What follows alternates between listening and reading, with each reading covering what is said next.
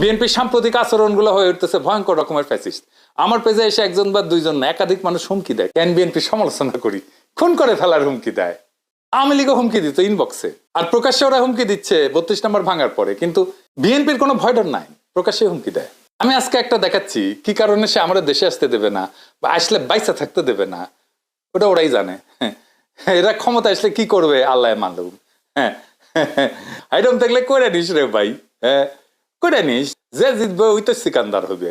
হ্যাডম থাকলে তুই আমাকে দেখে নেবো, আমার হ্যাডম থাকলে তো করে দেখে নেবো। এটাই রাজনীতি।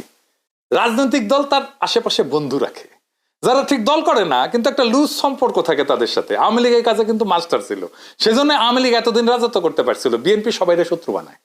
এদের কর্মীদের রাজনৈতিক শিক্ষা এতই দুর্বল, এরা যখন দাবরানির উপরে থাকে তখন কেসো হইয়া থাকে, আর যখন ক্ষমতার গন্ধ পায় তখন নেকড়ে হইয়া ওঠে।